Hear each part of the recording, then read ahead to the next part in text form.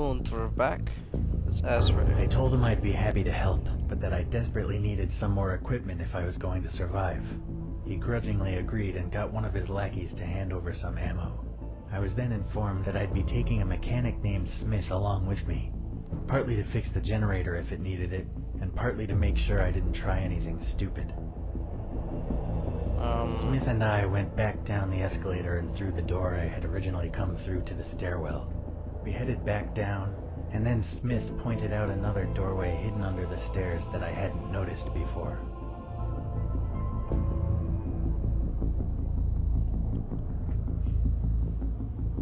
I carefully opened the door with my gun at the ready.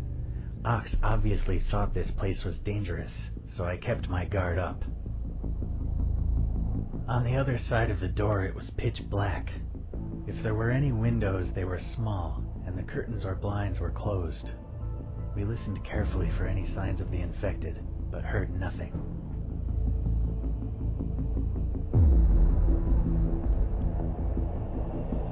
Let's go back and find a torch. I wasn't about to get eaten in the dark, so I told Smith to wait while I went and found a torch.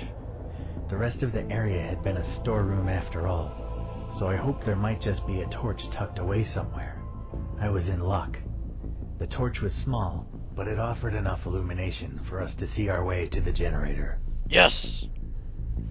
Success! We reached the generator. Smith promptly pulled a lever and pressed a few buttons. Apparently getting the thing up and running was as simple as that, because it immediately sprang to life. The lights in the room flashed and came on, and just in time. Our activities had disturbed a small group of infected who had been lurking in a side room, and they were now rushing toward us. I opened fire and was easily able to gun the bastards down. I breathed a sigh of relief and turned to Smith, but to my horror he was lying on the floor, bleeding heavily. In the confusion I had accidentally shot him in the leg.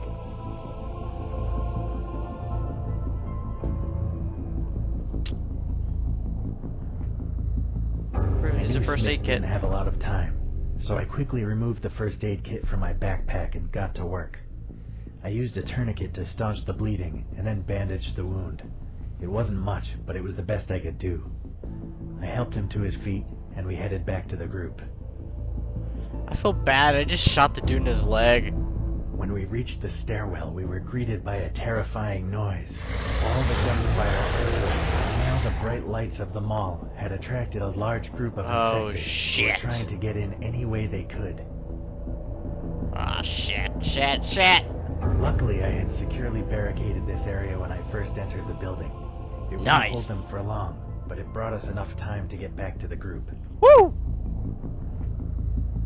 So much. See what I mean, guys? Your choices that you make depend on your survival.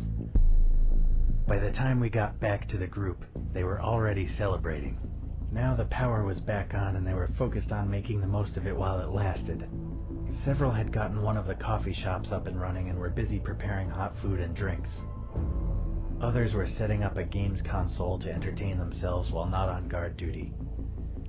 Knowing about the threat from downstairs, it wasn't particularly reassuring. Smith had lost a lot of blood and was barely conscious when we arrived. Once I told them he had been shot, not bitten, Ox ordered some of the few women among the survivors to take care of him. Yeah, immediately warned. There was no time to relax. The infected would be inside very soon, and if we weren't prepared, we'd be overrun in minutes. Before I could even finish explaining the situation, Ox was barking orders at his men, getting them into the best position to deal with the threat. Woo! They were only just in time.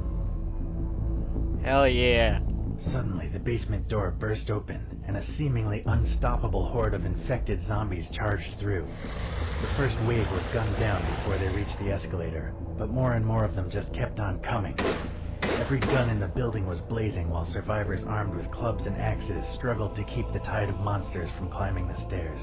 I had no idea if we'd be able to fight them off or not.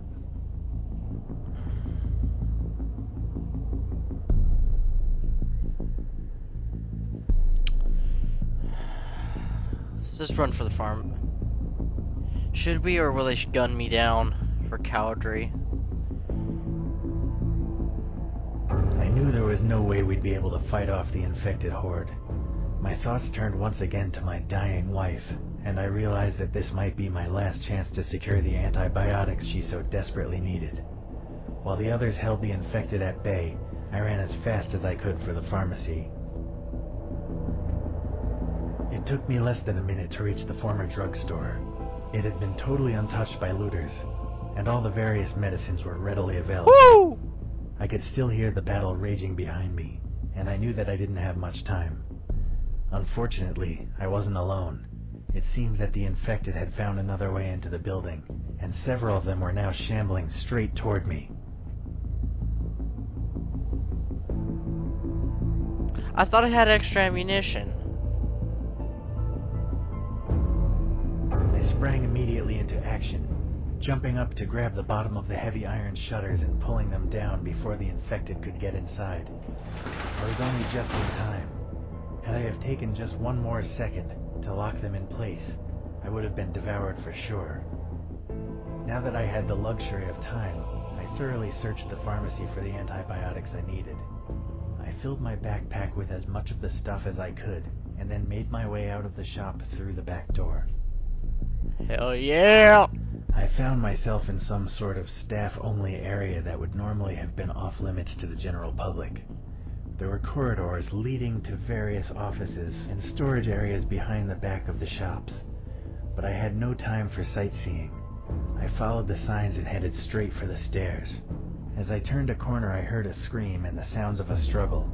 One of the female survivors had also tried to make an escape, but had been ambushed by one of the infected. She had dropped her pistol and was now struggling to keep the monster from biting her.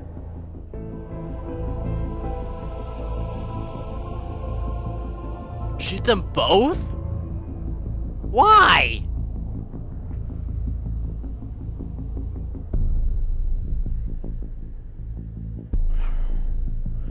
Oh, these are bad decisions, because if I wrestle the zombie off, then I'm gonna get bitten. No. Steal our gun and ammo. I can't do that. I'm not a dick.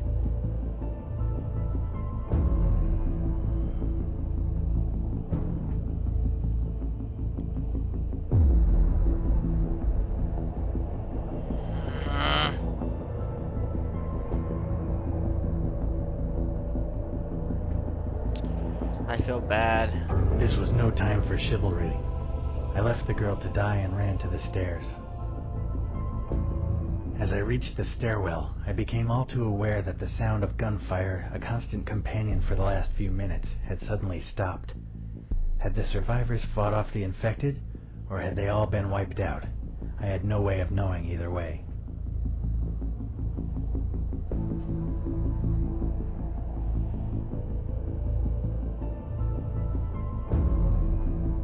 Oh shit, I left her to die. She's gonna be a zombie. I can't go back.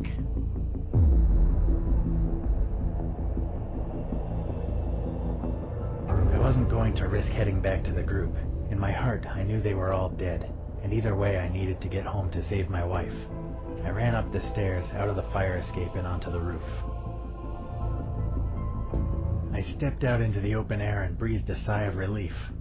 I was on the top level of a multi-story car park which seemed to be blessedly free of zombies. There were also plenty of parked cars in relatively good condition, perfect for a swift and safe ride home. I suddenly noticed movement out of the corner of my eye. I span round and took aim, expecting it to be one of the infected. To my relief and surprise, it was a handful of survivors who had managed to escape the carnage downstairs. Yes! Before I could meet up with them, something leaped at me from the shadows, knocking my gun from my hands and nearly pushing me to the floor. I regained my balance just in time to defend myself from the creature's next assault.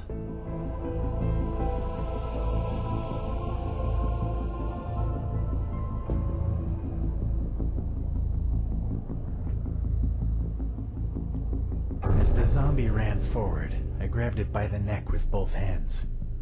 Realizing he'd be unable to bite me, I pushed him back with all my might, forcing him toward the railings. It took every ounce of strength that I had remaining, but I managed to shove the infected bastard over the edge. A few seconds later, I heard a sickening splat as his body hit the ground. Oh. Gonna cut and stop here, and